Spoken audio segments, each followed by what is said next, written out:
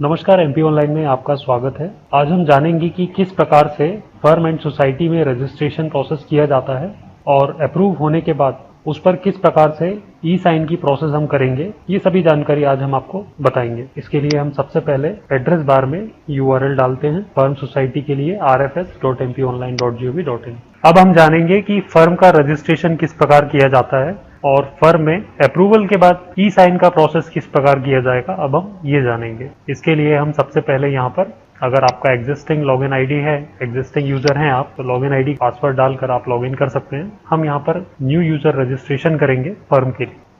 यहाँ पर हम देख पाएंगे ईमेल के लिए पूछा जा रहा है, तो हम सबसे पहले यहाँ पर अपना ईमेल आईडी जो हम रजिस्टर करना चाह रहे हैं फर्म के लिए वो हम यहाँ पर मेंशन कर देते हैं। इसके बाद यहाँ पर OTP आएगा तो हम गेट OTP पर क्लिक करेंगे। मेल चेक करेंगे जिस पर अभी OTP हमें प्राप्त हुआ होगा। हमने OTP ले लिया है, OTP यहाँ मेंशन करते हैं और यहाँ सबमिट पर क्लिक कर देंगे।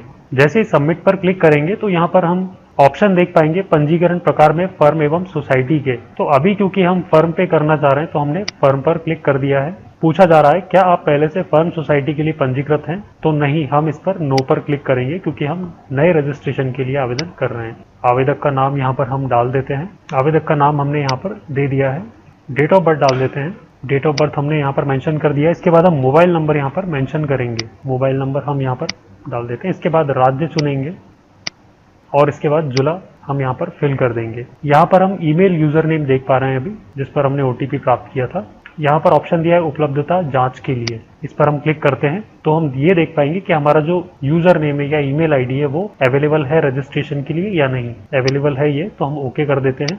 अब हम यहाँ पर पासवर्ड टाइप करेंगे। जो भी हम पासवर्ड बनाना चाह रहे हैं वो यहाँ पर हम टाइप करेंगे। दोबारा से हम टाइप करेंगे। पासवर्ड डालने के बाद हम देखेंगे नीचे कुछ इंस्ट्रक्शन दिए गए हैं। ये सभी जानकारी आप अच्छे से पढ़ें। पूरी जानकारी सही होने के बाद यहाँ पर रजिस्टर का बटन दिया गया है, इसको क्लिक करें। हम रजिस्टर पर क्लिक करते हैं। यहाँ पर आ रहा है कि आप सक्सेसफुली जो है जानकारी फिल कर चुके हैं। अब हम यहाँ पर ऑप्शन हमें मिल रहा है गो फॉर लॉगिन के लिए, तो हम लॉगिन कर लेते हैं। यहाँ पर अब हम लॉगिन करते हैं। अपनी फर्म का जो भी ID पासवर्ड है यहाँ पर हम एंटर करेंगे। इसके बाद हम लॉगिन कर रहे हैं।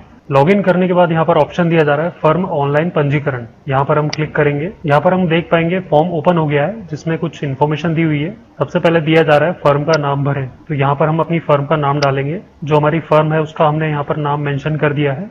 थोड़ा सा नीचे आएंगे तो हम यहाँ पर देख पाएंगे कारोबार का स्थान, प्रमुख स्थान। इसका मतलब ये है कि जो फर्म है हमारी वो जहाँ पर वर्क कर रही है यहाँ पर हम उसका एड्रेस डालेंगे। यहाँ पर हम एड्रेस डाल लेते हैं। जिला सेलेक्ट करेंगे। उसके बाद जो तहसील है हम उसको भी सिलेक्ट करेंगे। यहाँ पर पिन नंबर डालेंगे। पिन नंबर के बाद हम देख पाएंगे ईमेल आईडी जो हमने रजिस्टर किया हुआ है इससे पहले, वही सेम मेल आईडी यहाँ पर ऑटोमेटिक फिल हुआ दिखाई देगा। उसके बाद जो नंबर रजिस्टर्ड किया है वो नंबर भी यहाँ पर हमें दिखाई देगा। इसके बाद ऑप्शन दिया जा रहा है अन्य स्थान के लिए। अन्य स्थान से अर्थ है कि अगर आपकी जो फर्म है वो इस एड्रेस के अलावा किसी अन्य एड्रेस पर भी वर्क कर रही है तो उस एड्रेस को भी हम यहाँ पर मेंशन कर देंगे। उस एड्रेस को हम यहाँ पर ऐड के बटन के थ्रू ऐड कर पाएंगे। इसके बाद हम देख पाएंगे नीचे ऑप्शन दिया गया है साझेदारों की जानकारी। इसमें दिया हुआ है साझेदार का नाम, तो जो भी साझेदार हैं आप उनका नाम यहाँ पर फिल करें। उनसे संबंधित जो भी जानकारी पूछी जा रही है वो सभी यहाँ पर फिल करना होगा। चलिए हम फिल कर लेते हैं। यहाँ पर हम उनके पिता का नाम मेंशन करेंगे। धर्म हम यहाँ पर मेंशन कर देते हैं। आयु मेंशन करेंगे। इसके बाद जो एड्रेस है वो यहाँ पर हम डालेंगे। पिन नंबर डालते हैं। इसके बाद राज्य का ऑप्शन दिया जा रहा है तो राज्य यहाँ पर सिलेक्ट कर लेते हैं। फिर हम जिला चुनेंगे और यहाँ पर तहसील चुन लेते हैं। अब यहाँ पर पूछा जा रहा है फर्म में सम्मिलित होने का दिनांक।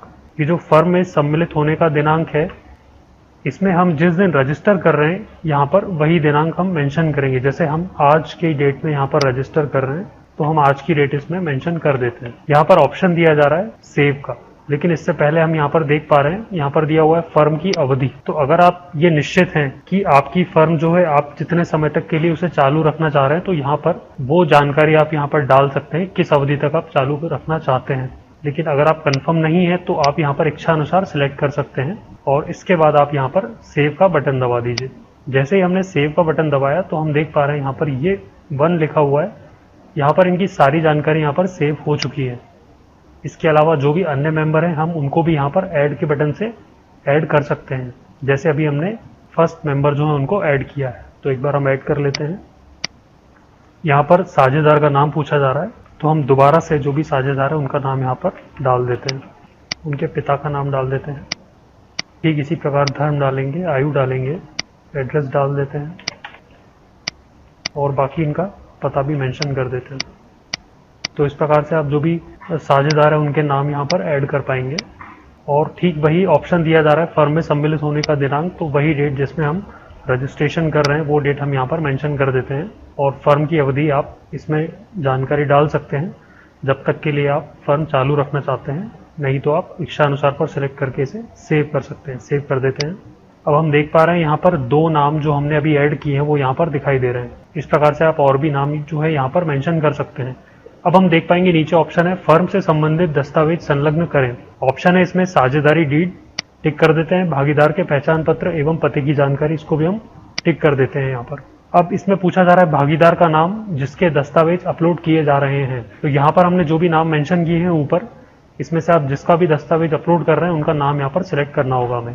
तो यहाँ पर ये ऑप्शन ऑटोमेटिक दिखाई देंगे जो नाम हमने ऐड किए हैं ऊपर। तो हम किसी एक का यहाँ पर सिलेक्ट कर लेते हैं। पहचान पत्र के लिए हम यहाँ पर कोई पर्टिकुलर एक डॉक्यूमेंट चूज कर लेते हैं, उसका यहाँ पर नंबर हम डाल देते हैं। पते के लिए यहाँ पर हम एक डॉक्यूमेंट चुन लेते हैं, उसका भी यहाँ पर नंबर डाल देते हैं। इसके बाद ऑप्शन दिया जा रहा है प्रीव्यू के लिए, क्लिक करें। जैसे ही हम प्रीव्यू पर क्लिक करेंगे हमने जो भी जानकारी फिल की है वो सभी जानकारी हमारे सामने होगी। थोड़ा सा हम नीचे आएंगे उसमें तो देख पाएंगे पूरी जानकारी हमारी सही है। यहाँ पर 2 ऑप्शन है, एक बैक का बटन दिया हुआ है और एक सेव का बटन। तो अगर हमें लगता है कि हमारे द्वारा जो भरी गई जानकारी है उसमें कुछ गलती है या कोई त्रुटि है तो हम बैक के बटन पर जाकर उसे दोबारा से करेक्ट कर सकते हैं। और अगर जानकारी सही है तो हम यहाँ पर सेव का बटन दबा देंगे। जैसे हम सेव का बटन क्लिक करेंगे कुछ इस प्रकार पेज ओपन होगा। थोड़ा नीचे आएंगे तो यहाँ पर हम देख पाएंगे एप्लीकेशन फीस दिया हुआ है, पोर्टल फीस दिया हुआ है, टोटल फीस दिया हुआ है यहाँ पर। अब नीचे 2 ऑप्शन दिए गए हैं, proceed to payment for registration fees, चालान फीस। एक ऑप्शन है return to firm and society. लेकिन इसके ऊपर थोड़ा देखेंगे आप तो आप यहाँ पर चेक कर पाएंगे योर एप्लीकेशन नंबर इज। तो इस एप्लीकेशन नंबर को हम सेव करके अपने पास नोट करके रख सकते हैं। हम इसे नोट कर लेते हैं। ठीक है, अब देखिए, अब आप देख पा रहे हैं यहाँ पर चालान फीस का ऑप्शन दिया जा रहा है। तो इतनी प्रोसेस होने के बाद अब यहाँ पर आपको प्रोसीड टू पे फॉर रजिस्ट्रेशन फीस, चालान फीस पर जैसे ही आप क्लिक करेंगे यहाँ पर तो पेज जो है रिडायरेक्ट होगा ट्रेजरी की वेबसाइट पर। वहां से आप चालान फीस का पेमेंट कर दीजिए। इसके बाद आपको 28 अंकों का एक चालान नंबर प्राप्त होगा, उसे आप नोट करके रख लीजिएगा। ये आपको प्रोसेस अभी करना होगा। यहाँ पर ट्रेजरी का पेमेंट कंप्लीट होने के बाद अब हम इसको दोबारा से लॉगिन करेंगे। यहाँ पर हम इसे लॉगिन कर लेते हैं। अब क्योंकि हमने ट्रेजरी का पेमेंट कंप्लीट कर दिया है, इसके बाद हम यहाँ पर जाएंगे अनपेड आवेदन में, क्योंकि अब हमें पोर्टल चार्ज का पेमेंट करना है। तो अनपेड आवेदन पर क्लिक करेंगे। यहाँ पर देखेंगे फर्म एंड सोसाइटी अनपेड आवेदन दिया है, तो फर्म आवेदन पर क्लिक कर देते हैं। ये देखिए हमारा एप्लीकेशन नंबर और अन्य जानकारी हम देख पा रहे हैं। यहाँ पर प्रोसीड टू पेमेंट का ऑप्शन दिया है, इस पर हम क्लिक करते हैं। जैसे ही प्रोसीड टू पेमेंट के ऑप्शन पर क्लिक करेंगे सारी जानकारी हमें यहाँ पर दिखाई देगी। नीचे देखेंगे तो कुछ ऑप्शन दिए गए हैं अटैचमेंट के लिए। इसमें फॉर्मेट भी दिया हुआ है और साइज भी दिए हुए हैं सभी डॉक्यूमेंट के लिए। सबसे पहले पूछा जा रहा है पार्टनर्स फोटो, तो यहाँ पर हम फोटो अटैच कर लेते हैं। इसके बाद डीड का प्रूफ मांगा जा रहा है पीडीएफ फॉर्मेट में, ये भी अपलोड कर लेते हैं। आईडी प्रूफ अपलोड करना है, साथ में एड्रेस प्रूफ भी अपलोड कर लेते हैं। सारे डॉक्यूमेंट अपलोड होने के बाद देखेंगे नीचे ऑप्शन दिया है सेव डॉक्यूमेंट का, क्लिक कर देते हैं। सेव डॉक्यूमेंट पर क्लिक करने के बाद ऑप्शन ओपन होंगे। जो फॉर्म है वो आपको इस प्रकार दिखाई देगा। तो यहाँ पर देखेंगे ऑप्शन दिया है uploaded deed, uploaded ID proof और अपलोडेड एड्रेस प्रूफ। यहाँ से आप चेक कर सकते हैं कि जो भी आपने डॉक्यूमेंट अपलोड किए हैं वो सही हैं। क्लिक करेंगे तो डॉक्यूमेंट ओपन हो जाएंगे, आप चेक कर पाएंगे दोबारा से। थोड़ा नीचे देखेंगे तो ऑप्शन दिया है प्रोसीड टू पे। यहाँ पर दिया है चालान आइडेंटिफिकेशन नंबर। इसमें जब आपने पेमेंट किया था ट्रेजरी का, उसमें 28 अंकों का एक नंबर आपको प्राप्त हुआ था जो कि चालान आइडेंटिफिकेशन नंबर कहा जाता है इसे। तो वो नंबर हम यहाँ पर मेंशन करेंगे। हम यहाँ पर मेंशन कर लेते हैं। 28 अंकों का चालान नंबर हमने यहाँ पर भर दिया है। अब देखिए यहाँ पर ऑप्शन दिया है प्रोसीड टू पे का, हम इस पर क्लिक करेंगे। प्रोसीड टू पे पर क्लिक करने पर एक पेज ओपन होगा जिसमें हमें पेमेंट के अलग अलग ऑप्शन दिखाई देंगे।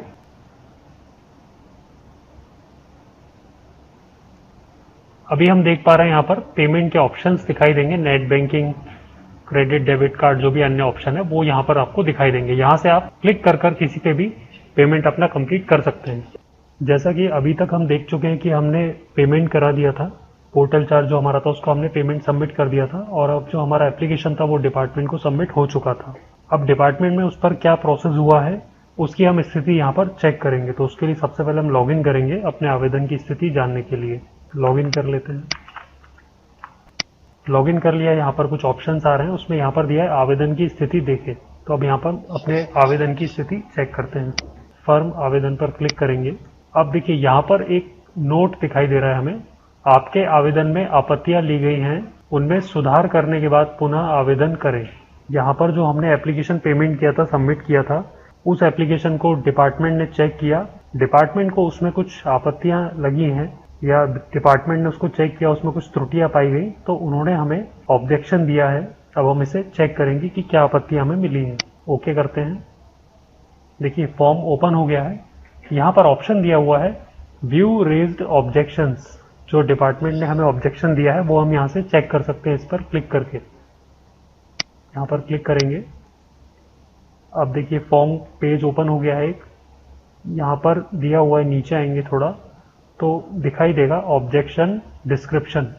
इसमें फर्स्ट नंबर पर दिया है आपकी फर्म के नाम में कल्याण शब्द होने के कारण इस कार्यालय को पंजीयन किए जाने में आपत्ति है, अतः आप नाम परिवर्तन कर भेजें।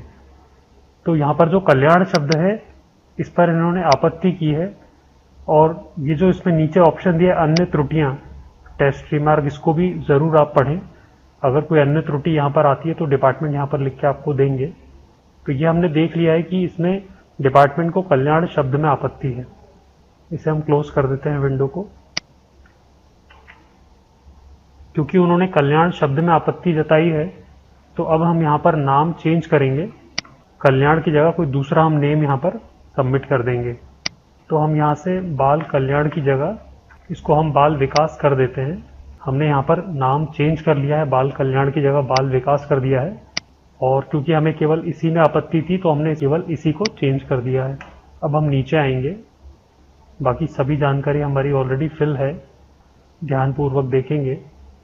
डॉक्यूमेंट्स भी देखेंगे, पूरा फिल है ऑलरेडी। जो हमने अपलोड किए थे वो सभी अपलोडेड हैं। फिर हम नीचे अपडेट बटन दिया हुआ है, इस पर क्लिक कर देंगे। जैसे ही अपडेट बटन पर क्लिक करेंगे आपको ये जानकारी दिखाई देगी, फर्म की जानकारी अपडेट हो गई है। इस पर ओके कर देते हैं। अब देखिए अब कोई भी ऑप्शन नहीं आ रहा है नीचे, यानी कि हमारी जानकारी सबमिट हो चुकी है।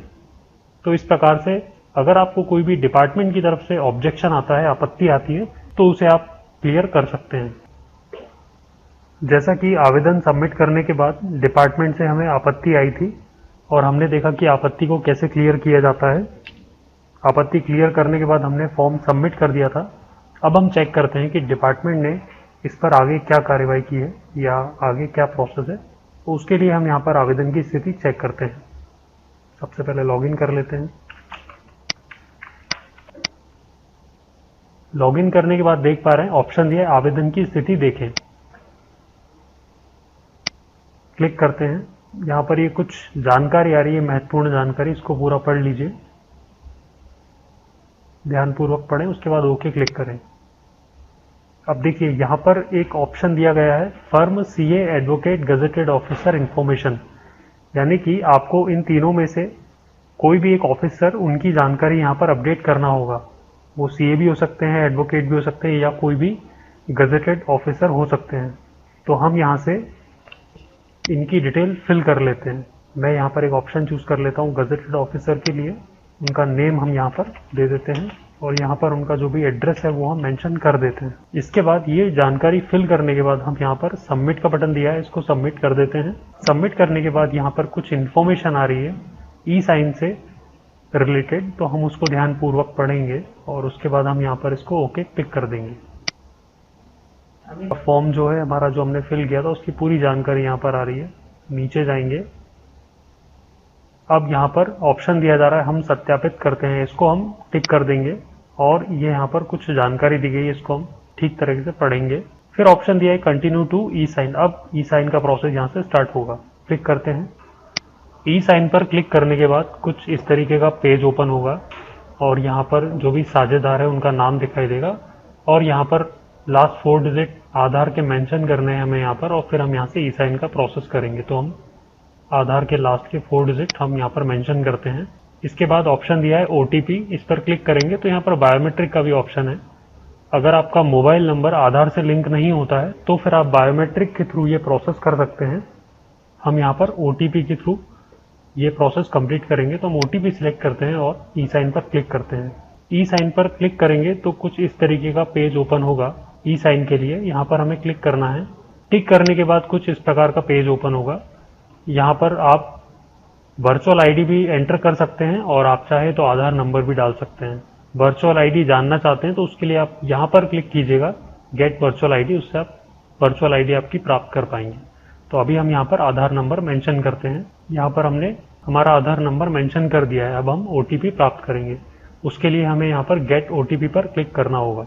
जैसा कि अभी हमने गेट OTP किया, उसके बाद जो हमें OTP प्राप्त हुआ उसको हमने यहाँ पर सबमिट किया, तब हमें ये पेज यहाँ पर ओपन दिखाई दे रहा है। अगर कभी आप गेट OTP पर क्लिक करते हैं और यदि वहाँ पर 111 का एरर आता है तो उसके लिए थोड़ा वेट करें, क्योंकि जो आपको OTP प्राप्त होगा वो आधार सर्वर की तरफ से प्राप्त होता है।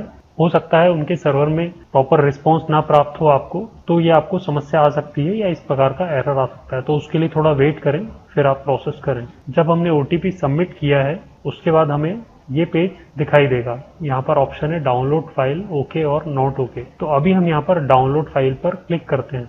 जैसे ही हमने क्लिक किया, यहाँ पर एक फाइल डाउनलोड हो गई है। इसको हम ओपन करेंगे तो हम यहाँ पर देख पाएंगे सभी जानकारी यहाँ पर दिखाई देगी हमारी, और यहाँ पर क्वेश्चन मार्क दिखाई देगा। यदि आपको यहाँ पर क्रॉस का चिन्ह या ब्लैंक दिखाई दे, इसका मतलब ये है कि वहाँ पर प्रॉपर साइन कंप्लीट नहीं हो पाए हैं, और अगर क्वेश्चन मार्क आ रहा है तो यहाँ पर आपके साइन जो है हो चुके हैं। तो इस कंडीशन में अगर आपको यहाँ क्रॉस दिखाई देता है या ब्लैंक दिखाई देता है, तब आप यहाँ पर नॉट ओके पर क्लिक करें। इसको क्लिक करने से आप वापस उसी पेज पर आएंगे और वहां से आपको दोबारा से साइन करना होगा। तो अभी क्योंकि हमारे साइन कंप्लीट हो गए, क्वेश्चन मार्क देख पा रहे हैं, इसका मतलब ये है कि साइन हो चुका है। तो हम यहाँ पर ओके पर क्लिक कर देंगे। ओके पर क्लिक कर देते हैं। यहाँ पर हम देख पा रहे हैं ये पहले हाईलाइट था लेकिन अब हाईलाइट नहीं है, यानी कि ये साइन हमारा कंप्लीट हो गया है। जब एक साइन कंप्लीट हो जाता है तो उसके बाद हम देखेंगे दूसरे साइन पर ये ई साइन हाईलाइट हो जाएगा। ऐसे ही हम इसको करेंगे तब फिर ये तीसरा साइन हाईलाइट हो जाएगा। एक के बाद एक हमें इस प्रकार से कंप्लीट करना है।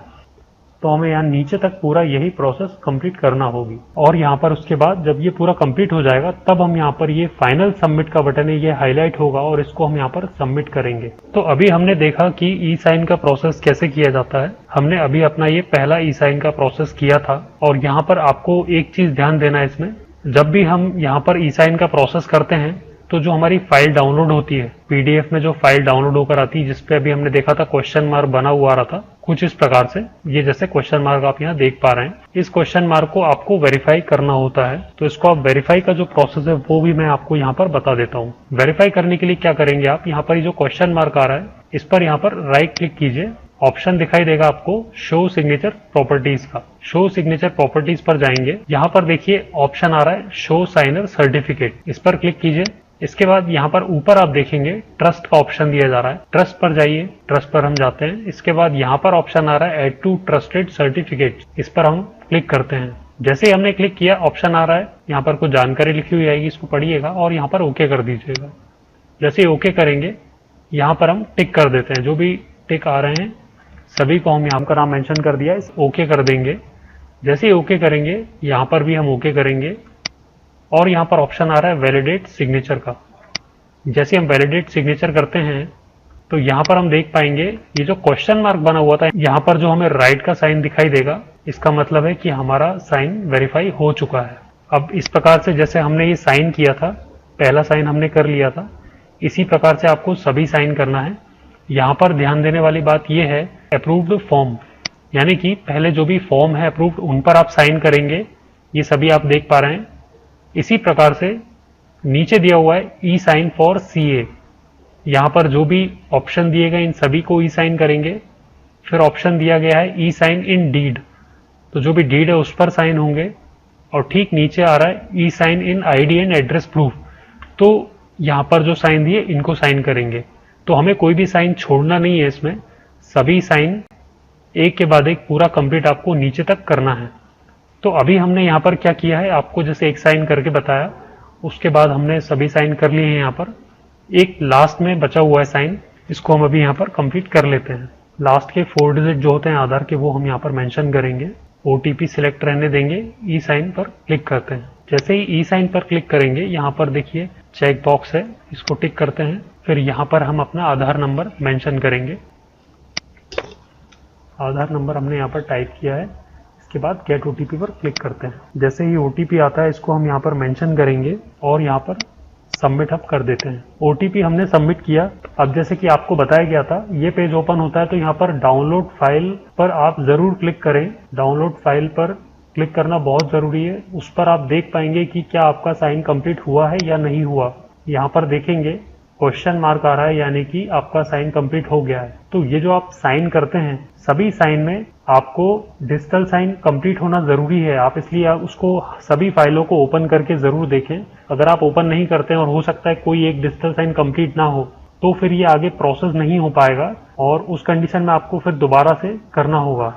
तो सबसे ज्यादा ध्यान देने के लिए यही है कि आप इसको चेक करते जाएं सभी साइन, और जिस पर नहीं होते उसको आप दोबारा साइन करें यहाँ पर। तो अभी हम यहाँ पर देख पा रहे हैं जैसे कि साइन हमारे हो चुके हैं, क्वेश्चन मार्क आ गया है, उसको आप वेरीफाई कर लीजिए जैसे हमने बता दिया है आपको। तो यहाँ पर आप देख पा रहे हैं, इसके बाद ओके और नॉट ओके का ऑप्शन दिया हुआ है। अब हमें ऐसा नहीं करना है कि हमने डाउनलोड फाइल पर क्लिक किया, देख लिया कि हाँ साइन हो गए हैं और हमने उसको यहीं पर छोड़ दिया। अगर साइन कंप्लीट हो गए तो हमें ओके पर जरूर क्लिक करना है। ओके पर क्लिक करना ना भूलें। और अगर साइन नहीं हुए हैं तो उस कंडीशन में आप नॉट ओके पर क्लिक कीजिएगा। हमने देख लिया है साइन कंप्लीट हो गए, तो ओके पर आप बिल्कुल क्लिक कर दें इसको यहाँ से, तभी ये सक्सेसफुली अपडेट हो पाएगा। ओके पर हम क्लिक कर देते हैं तो हम देखेंगे नीचे यहाँ पर हमारा जो आखिरी साइन बचा हुआ था वो भी हमने कंप्लीट किया है।